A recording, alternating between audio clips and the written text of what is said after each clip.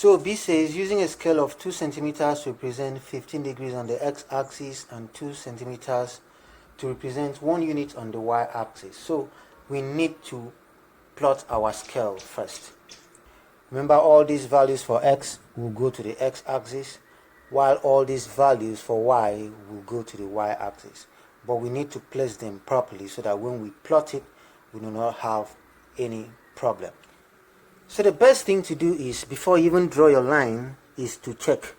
Now we have 0 all the way to 150 for x-axis. I don't have negative values, so I don't need to put my y-axis in the middle so that I can have space for negative values and positive values.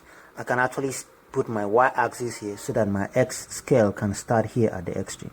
So if this is 0, remember it is said that 2 centimeters, 2 centimeters represent 15 units. So 2 is 15, another 2 is 15, making it 30, and so on and so forth. Is that okay? So this is 0, 15, 30, 45, 60, 75, 90, 105, 120, 135. Now we do not have any space for 150. So that is a problem. It tells me that I need to turn my graph and place it in landscape. So this is our landscape, and we are going to put our y-axis here so that our x scale can go this way. Now let's find a place to put our x-axis. That's determined by the values on the y. So we have both positive and negative values, so we can't do one way like we did for this one.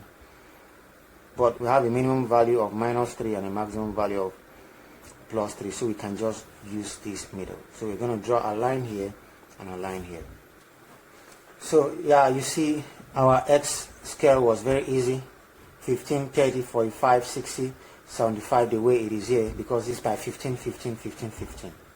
Now, these are our y. 2 centimeters represents 1 unit. Remember, that's the scale. So this is +1, and this is +2, and this is +3. Whereas this -1, this is -2, and this is -3. Is that okay? So now we can start plotting our point. Okay, so let's begin. When x is 0, y is 0. So this is our first point. Mark a very little point and then I circle it so that I don't miss that point. When x is 15 degrees, y is 1.5. X is 15 degrees, y is 1.5. Where would I have my positive 1.5? This 1, this 2. So halfway is 1.5. So I have my 1.5 there. When x is 30, y is 2.6. So this is 30. Where should I have 2.6? If this is 2 and this is known to be 2.5, that's halfway. Where would 2.6 be? Let's find out. This is from here to here, we have 5 small boxes. 1, 2, 3, 4, 5 of them. Now the space between here and here is 0.5. Divide that by 5.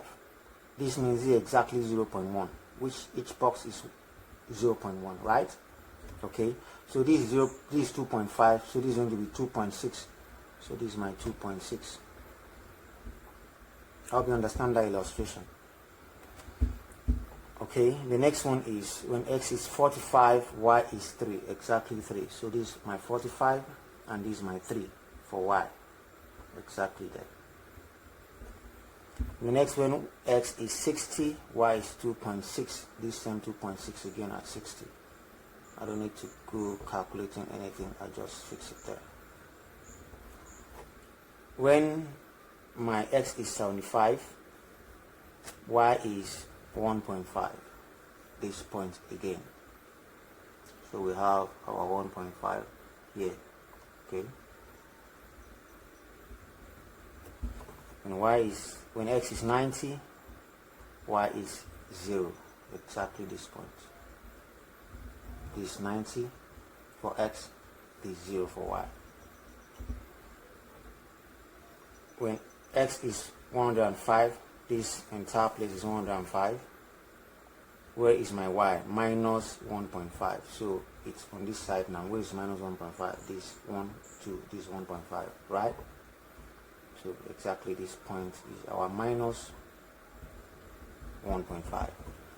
So when x is 120, y is minus 2.6. Again, this is 2, 2.5, 2.6 will be here. When x is 130, y is minus 3. So where is minus 3? Is exactly minus 3.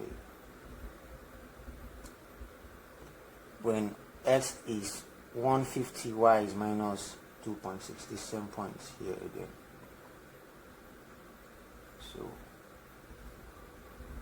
all we need to do is join this graph like this. I hope you know how to do that. Like this. All our points are joined and then we have our curve. We've made it even bolder. Now this is B and we are done with B. Now let's go over to C.